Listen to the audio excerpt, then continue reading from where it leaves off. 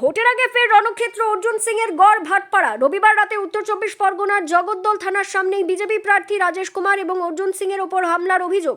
পরিস্থিতি এমন পর্যায়ে পৌঁছয় যে পুলিশকে লাঠিচার্জ করে ভিড় ছত্রভঙ্গ করতে হয়।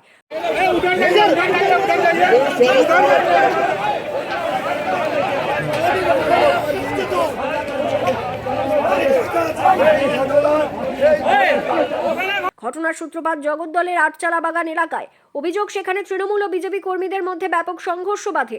ইটের বৃষ্টি শুরু হয় দুপক্ষের মধ্যে। এলাকায় তৈরি হয় চরম উত্তেজনা। 21-22 জনের নামে অভিযোগ, নাম দিয়ে অভিযোগ করা হয়েছে। এরা সব তৃণমূলের গুন্ডা।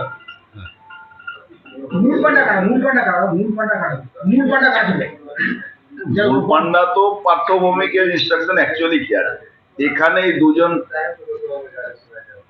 যারা প্রার্থী তাদেরকে অ্যাটাক করলে অর্জুন সিং এখানে ইনভলভ হয়ে নোয়াপাড়া ফাঁকা করো, এইসব প্ল্যানিং আছে।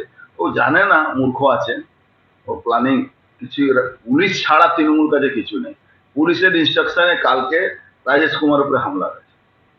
এই মানে একটা কনস্টেবল ওনাকে বাঁচিয়েছে, নাহলে কিন্তু ওনাকে মারতো তারা থানাকে ভিতরে। উনি এফআইআর করতে যাচ্ছেন, টাইম নিয়ে গেছে।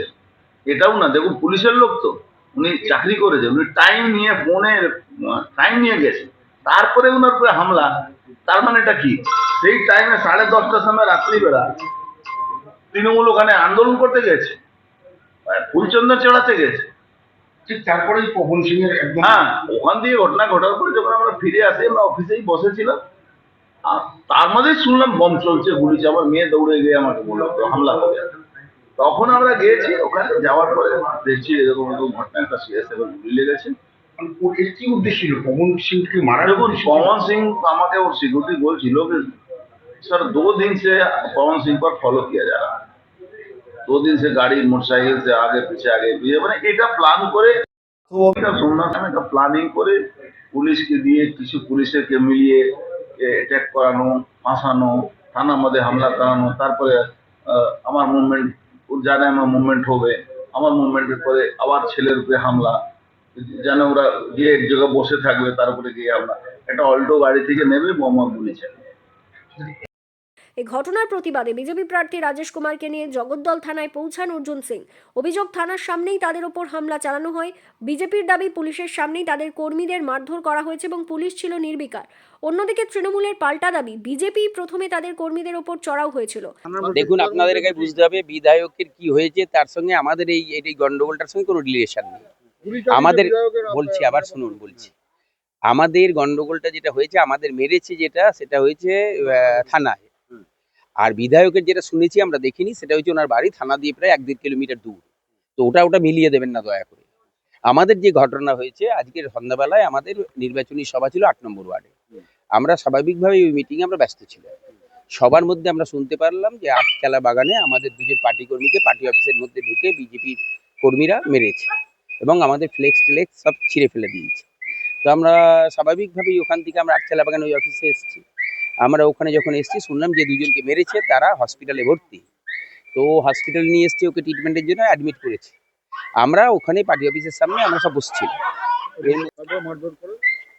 আমরা তখন ওখান থেকে থানায় এফআইআর করতে গেলাম, যে দুজন আমাদের পার্টি অফিসে মেরেছে তাদের জন্য আমরা থানায় এফআইআর করতে গেছি।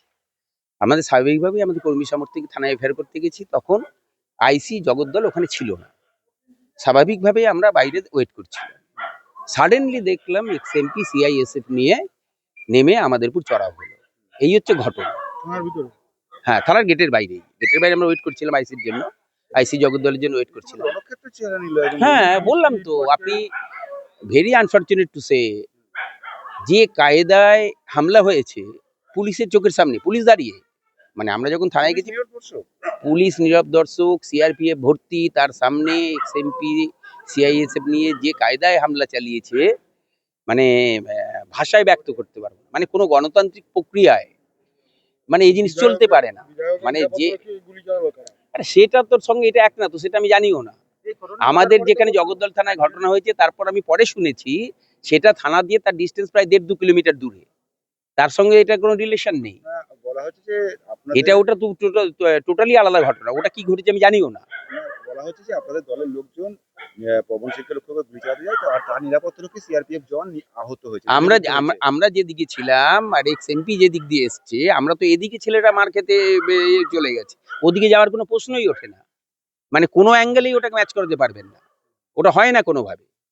কারণ আমাদের ছেলেরা যেদিকে দাঁড়িয়েছিল সেদিকে পিছু হটেছে ওই দিকটায়, আর ওনার টোটালি অপোজিট সাইডে ওনার বাড়ি, প্রায় 1.5-2 কিলোমিটার দূরে। তাহলে প্রশ্ন থাকছে যে ভোটের আগে ভাটপাড়া জগদ্দলকে সেই একই জায়গাতেই এটা একই জায়গায় না, আজকের যে ঘটনা ঘটেছে পুরো ইচ্ছাকৃতভাবে, পুরো প্রি প্ল্যান, পুরো প্ল্যান করে ভারতীয় জনতা পার্টির। বলছি তো আমাদের ছেলেদের, আমি বলছি